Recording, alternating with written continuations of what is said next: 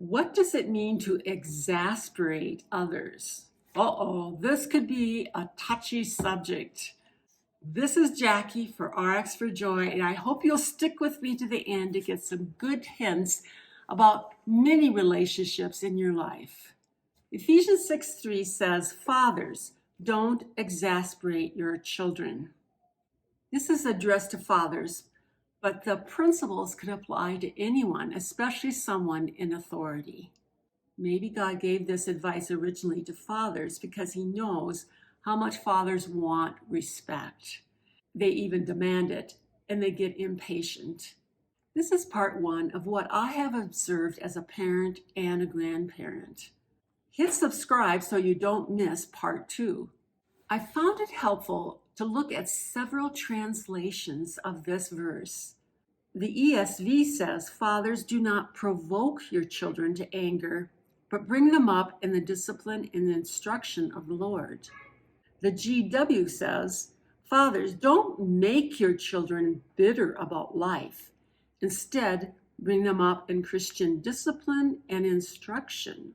Phillips says, "Fathers, don't overcorrect your children or make it difficult for them to obey the commandment. Bring them up with Christian teaching in Christian discipline." The TLB, "And now a word to you parents. Don't keep on scolding and nagging your children, making them angry and resentful. Rather, bring them up with the loving discipline the Lord himself approves, with suggestions and godly advice."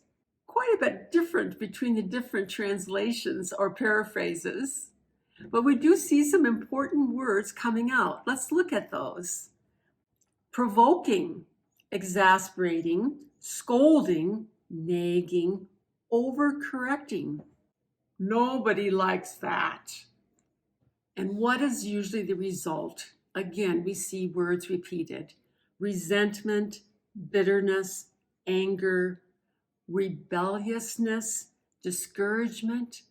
I can remember doing this with one of my children when they were younger.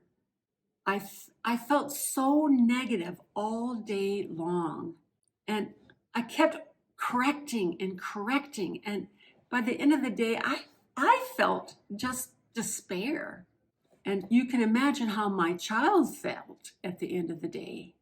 I decided I had to just stop and intentionally shift my focus from overcorrecting, nagging, to being affirming, using loving words and discipline.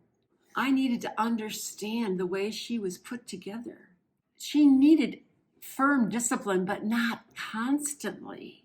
In fact, positive affirmation did more to change her than anything else that I did.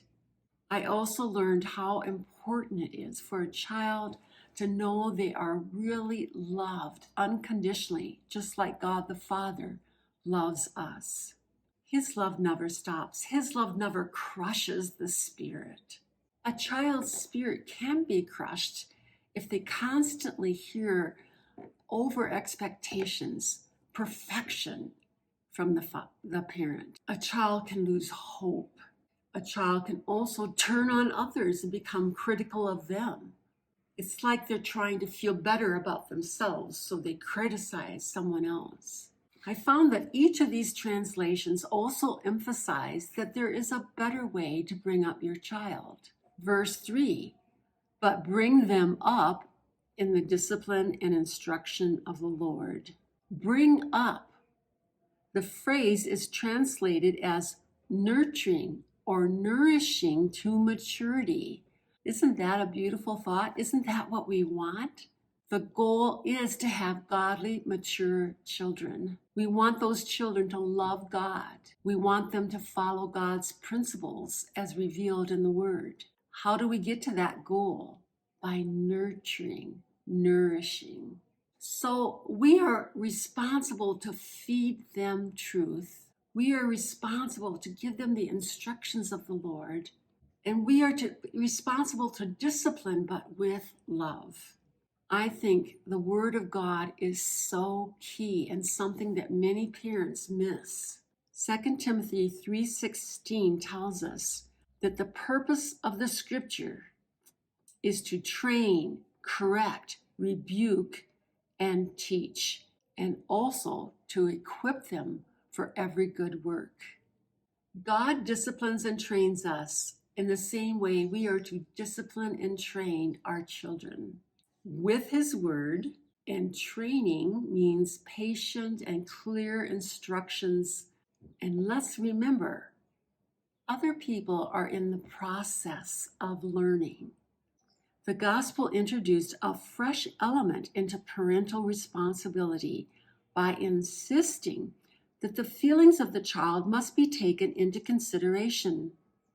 In a society where the father's authority was absolute, this represented a revolutionary concept. I really like that, and I wish I would have read it a long time ago as a parent. My RX for joy today: watch your child's reactions. Are they becoming more and more bitter, resentful, angry with your discipline? Use the word not as a weapon, but for training and nurturing. Join me next week for some more insights on this.